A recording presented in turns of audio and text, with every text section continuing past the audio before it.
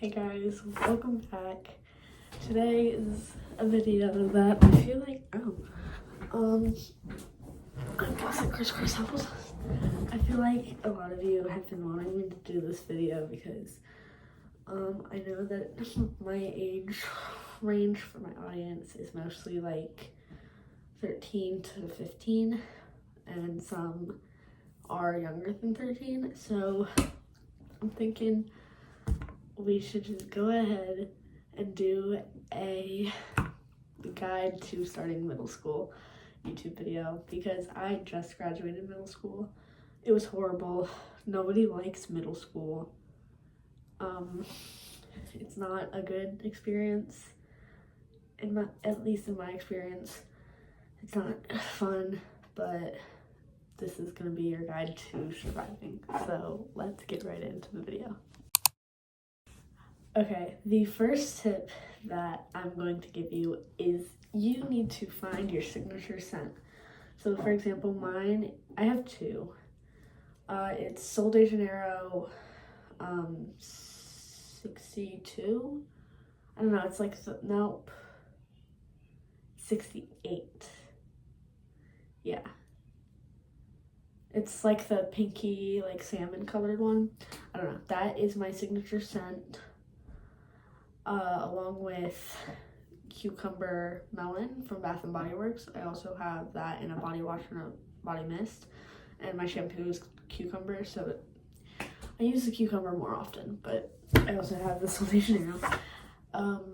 Finding your signature scent and sticking to it and having it in a body wash and like a lotion, shampoo, perfume, is gonna be super helpful because people in middle school are mean, and if you don't smell like the freaking, if you don't smell like Taylor Swift or whatever, you're irrelevant. So I'm not saying that you need to smell good because you want to be popular. I'm saying that if you want to not get bullied, I think that you should find a signature scent and just stick to it. People are gonna know you by this scent. It's gonna be, when people smell it, they're gonna be like, oh, I bet blah blah blah is a couple feet away from me, and then they'll go and look around and they'll be like, oh, yeah, I'm rambling. But yeah, that is like the most important tip when it comes to your social stuff is get a signature scent. My back is itching. It feels so much better to scratch it with nails though. Okay, anyway, tip number 2 is please just try to get good grades. Nobody's going to think you're cool or funny. No college or no trade school or anything is gonna think you're funny if you have all sorts of D's, and they're not gonna think you're cool if you're, if you have bad grades. You are gonna want the high B's and the A's. That is a good range. I stayed in high A's for most of the year. I did drop down to a B- and a C at one point in my math class. That is okay. You're going to drop down. You are going to get a bad grade or two. You are more than likely, you're going to fail a test. Things like that happen. It is all part of learning, and it's just a little mistake. It's okay. I personally am an overachiever. I'm actually I got invited to a medical conference in Boston this year. I'm representing my state, and it's so, you get the point. I'm an overachiever. I get the struggle, the wanting to cry, the pain when you get a bad test score. I promise you it's okay, but you want to try your hardest. I know this is in every single video, but it is really the most important tip ever. And just stay in the mindset, school's not that hard if you just try. at least for people that don't have learning disabilities. I know that there are learning disabilities out there like dyslexia, autism, ADHD, things that can affect your school learning, but you can also get accommodations for that. But there's obviously, like, I'm not going to say that there's not excuses, because there's excuses.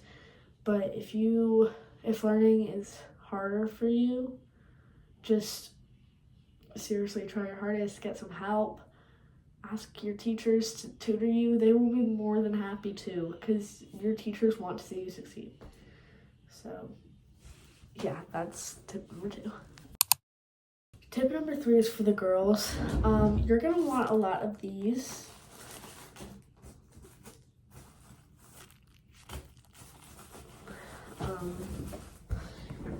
You're gonna want a lot of these on you at all times, because if you don't have them, you are gonna end up ruining your favorite pair of pants, and it's gonna suck. I know from personal experience, it's really, really not fun to bleed through. So, keep pads and tampons and maybe a menstrual cup, panty liners. Keep all of that in like a bag, either in your book pack or your locker, because even if you don't have it yet, there's always a chance. I didn't get mine until October of 8th grade, but I still had all the preparations ready. I wore them every once in a while just in case. You just want to make sure that you have things like that. And if you feel a little extra stomach achy down here, wear one to school. You never know. Just make sure you keep them on you all the time, because it's a very grave mistake if you don't, from a personal perspective. Okay, tip number 4 is make sure that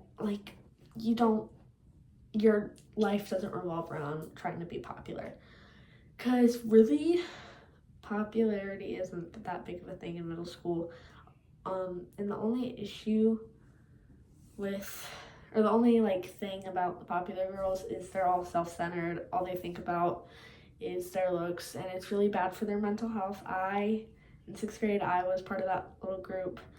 It's really not fun. It's gonna make you have a bad body image, bad, face image, bad image of yourself in general. And you're gonna be comparing yourself to other people a lot, to your friends, to people that aren't your friends. And you are gonna find yourself being really, really mean to other people. This was me, honestly, throughout a lot of middle school. I was not a very kind person, because I was comparing myself to others constantly. Still sometimes I still compare myself to others. I'm still rude. It's inevitable, and there's no excuse for it. I'm not saying that there's an excuse for being rude.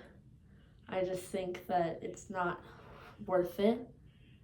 So I wouldn't try to be popular if I were you. Okay, the next tip I have for you is do some sort of extracurricular, whether it's a sport or sorry, I'm drawing a blank.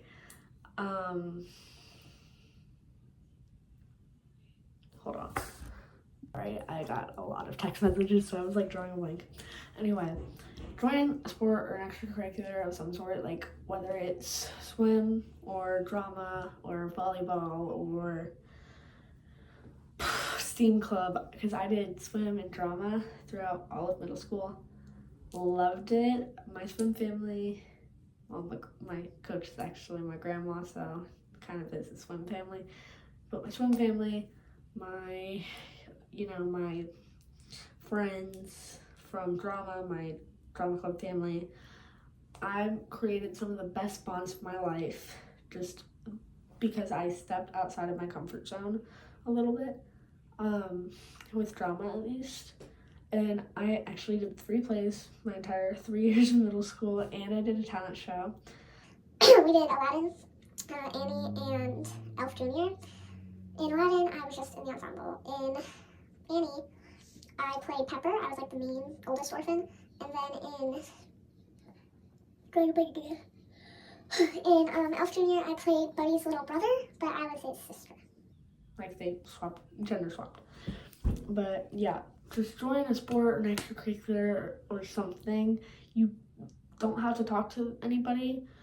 I created bonds with teachers this way. I created bonds with people that were in my grade, people that were grades above me, grades below me. One of my best friends I met through swim and drama. I met her in swim when we were about 7. Well, I was 7, she would have been 6. And our bond got a lot stronger through drama, and we have been really good friends ever since, and she's actually in 7th grade. Love her. Maddie, if you ever see this, I love you. We share the same name. It's fine. You're my Pookie. Okay, let's move on to tip number 5, I think it is. Tip number 5, be a suck up. There's nothing wrong with it. Not a suck up to the point where you're like, you forgot to give us homework, because I don't like those kind of people. They're kind of annoying. But make a good relationship with your teachers. Ask them questions. Don't just sit there and lollygag. If my camera cut off. If there's something that you don't understand, don't be upset to ask a question. Don't be afraid to ask a question. People are probably gonna be like, oh, you're making this take so long, but I bet they have a B in that. No, not a B, a C in that class anyway. So they are not worth your time.